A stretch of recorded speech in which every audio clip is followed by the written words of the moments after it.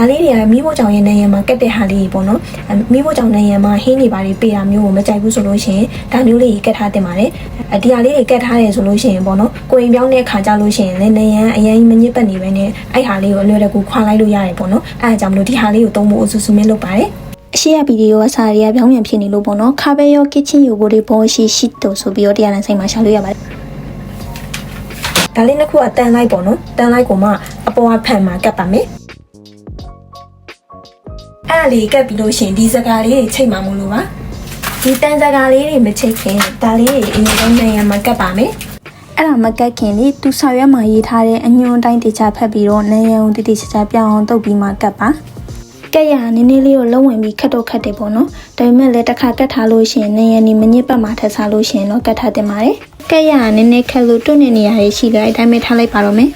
ဒီတန်စကားလေးတွေကလည်းတရားလန်ဆိုင်ရဝယ်လာတာပါတန်စကားမှာချင်းလေးချိတ်ပြီးတော့ဟင်းခတ်အမွေးကြိုင်နေဟင်းချက်တဲ့ဇွန်းတွေချိတ်လို့ရတယ်ပေါ့နော်ကစ်ချင်လေးကိုဒီလိုမျိုးလေးလှုပ်ထားလို့ရှိရင်တက်တက်ရဲရဲလေးအသုံးပြုလို့ရမှာပါဘိုင်ဘိုင်